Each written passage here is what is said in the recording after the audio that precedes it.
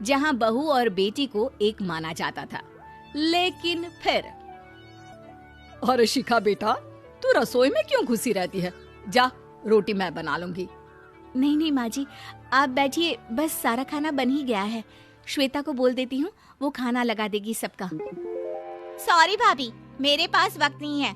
माँ, मुझे पैसे देना, पार्लर जाना है। हाँ हाँ चली जाना, भाभी को भी ले जाना। वो भी जाने को बोल रही थी पार्लर, पर पहले ना मदद कर दे उसके खाना लगाने में। देख माँ, वो बहू है, उसे बहू रहने देना। इतना सर पर मत चढ़ा भाभी को। श्वेता, ज्यादा मत बोला कर। बहू और बेटी में कोई फर्क नहीं होता है। जा जाकर काम कर। ननद को माँ का भाभी से इस तरह प्यार करना बिल्कुल अच्छा नहीं लगता। वो बार बार किसी न किसी तरह माँ को भाभी के खिलाफ भड़काती रहती, लेकिन कोई फायदा ना होता। एक रोज, अरे बेटे किशन, जा बहू को कहीं घुमा कर ला। सारा दिन घर में काम करती रहती है। हाँ हाँ माँ, हम लोग जा रहे हैं ना गोवा। अच्छा जी, भाभी ने तो हमें बताया भी नहीं। वैसे तो सारी पंचायत करती है, ये गोवा वाली बात क्यों छुपा गई हमसे? अरे क्योंकि उसे खुद नहीं पता था बहन। मुझे टिकट सस्ती मिल रही थी तो मैंने बुक कर दिया। हाँ शिखा, पैकिंग कर ले, संडे हम जा रहे हैं गोवा। दोपहर में शिखा पैकिंग कर रही थी कि सास आ जाती है। ये क्या बहू, साड़ियाँ? अरे गोवा जा रही है घूमने या फिर शादी में मायके हैं? माँ जी, ऐसा कुछ है ही नहीं, समझ में नहीं आ रहा क्या रखूं कपड़े में। अरे तेरी और श्वेता की साइज तो एक ही है। उसके कुछ मॉडर्न कपड़े ले ले, आकर लौटा देना। हाँ माँ जी, ये ठीक रहेगा। शिखा श्वेता के पास जाती है और उससे कपड़े मांगती है। ना जी ना, मैं अपने कपड़े ना दूं। वैसे भी फैल जाएंगे मेरे कपड़े, बहुत महंगे वाले हैं। शिखा मुंह लटकाकर कमरे में आ जाती है तो सास कहती है, चल तैयार हो जा, तुझे मैं शॉपिंग करा कर लाती हूँ गोवा की। बस फिर क्या था, सास बहू निकल जाते हैं मार्केट और एक से बढ़कर एक ड्रेस खरीद कर घर आते हैं। पहले बता देती कि नए कपड़े दिलाने वाली है भाभी को, तो मैं अपने ही दे देती ना भाभी को, मुझे दिला देती नए कपड़े। देख श्वेता, परिवार का मतलब सबके साथ रहना होता है, ना कि सिर्फ अपना सोचना। वैसे भी तुझे अच्छे संस्कार सीखने चाहिए। और रही बात कपड़ों की, तो शिखा, आज से घर पर भी तू मॉडर्न कपड़े ही पहनेगी। कोई जरूरत नहीं है ये साड़ी वाड़ी लपेटने की। अब क्या था, घर पर श्वेता और शिखा एक जैसे रहते। एक बार पड़ोसन आती है। अरे बेटा, अपनी माँ को तो बुलाना जरा, बात करनी है। शिखा सास को बताती है और रसोई में चली जाती है। ये आपकी बेटी बहुत बड़ी हो गई है, इसके लिए एक रिश्ता है, कहो तो बता दूं। ये बेटी नहीं बहू है, घर में सब एक जैसा ही रहता है। वैसे मेरी बेटी भी बड़ी हो गई है, कोई रिश्ता हो तो जरूर बताना। पड़ोसन रिश्ता लेकर उन लोगों के घर आती है। तब श्वेता की होने वाली सास कहती है, तो ये घर है, कितने मंजिल का है? और ये बहू ने आपकी क्या पहन रखा है, जीन्स टॉप? अरे भाई, साड़ी वाड़ी नहीं है क्या इसके पास? देखिए, सर्दी है तो साड़ी में बहू कैसे मैनेज करती, वैसे पहनती है साड़ी भी।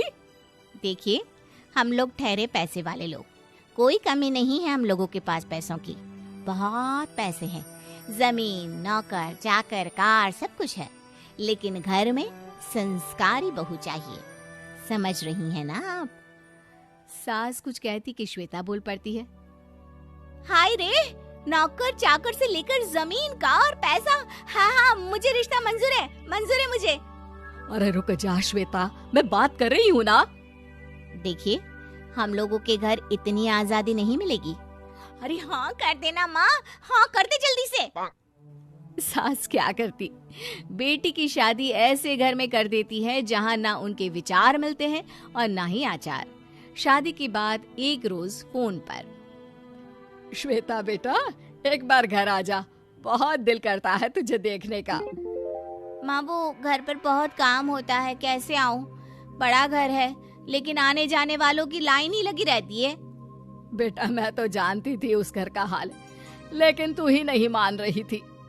माँ देख, हर घर का यही हाल है। तेरी बेटी को यहाँ घूंघट हटाने की परमिशन नहीं है और एक तरफ भाभी स्कर्ट पहनकर घूम रही है। बेटा, मुझे क्या पता था कि मेरी बेटी को ससुराल के नाम पर पिंजरा मिल जाएगा। अच्छा माँ, फोन रखती हूँ, सास को गर्मा गर्म रोटी खिलानी है। तुम लोगों की तरह नहीं कि एक रोटी बनाओ, एक सब्जी बनाओ, फिर सारा दिन फ्री होकर घूमो।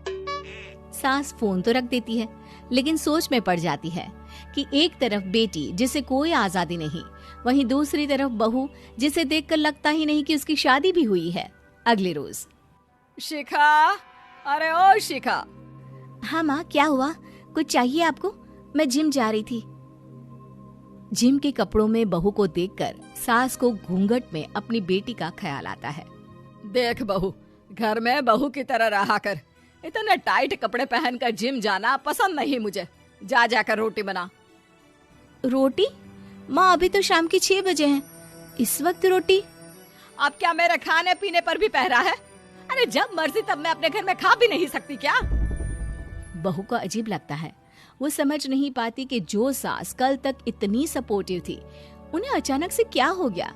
वो किचन में जाती है, गरम रोटी के साथ 2 तरह की सब्जी, रायता, सलाद सब लेकर सास के पास आती है। माँ जी, खाना। इतना सारा खाना? राक्षस समझा है क्या मुझे? रोटी मांगी थी मैंने गर्मा गर्म बस। पर माँ जी, रोटी खाती किससे आप? सब्जी तो बनानी थी ना। अरे भूख मर गई मेरी तेरी बहस से। जा जाकर काम कर, अंदर पूरी रसोई साफ कर। बहू अंदर चली जाती है। थोड़ी देर में श्वेता घर आती है। अरे शिखा, जल्दी से चाय ला, पकवान बना, मेरी बेटी आई है। अरे नहीं नहीं माँ, ड्राइवर बाहर खड़ा है। मैं तो घर का कोई सामान खरीदने के बहाने यहाँ आ गई हूँ, मुझे जाना होगा। अरे बेटा, पर कितने दिनों बाद देख रही हूँ तुझे। रहने आ जाना 2-4 दिन के लिए। आ जाऊंगी माँ, जब मेरी सास मरेगी तब। मैं तो रोज मन्नत मानती हूँ कि मेरी सास मर जाए तो अच्छा है। अच्छा चल, जा रही हूँ माँ।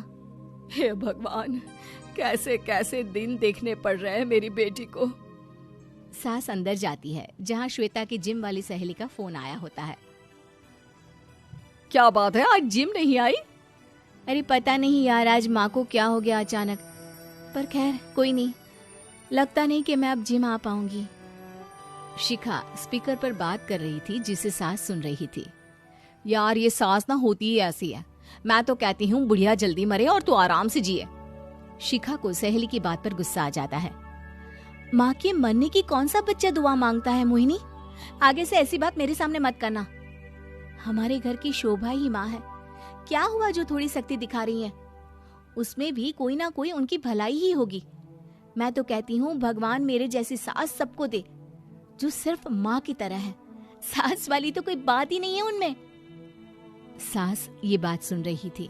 उनकी आंख में आंसू आ जाते हैं कि क्यों वो बेटी की किस्मत में बहू को भी भागीदार बना रही थी। शिखा, अरे ओ शिखा, क्या हो गया? जिम नहीं जाना क्या?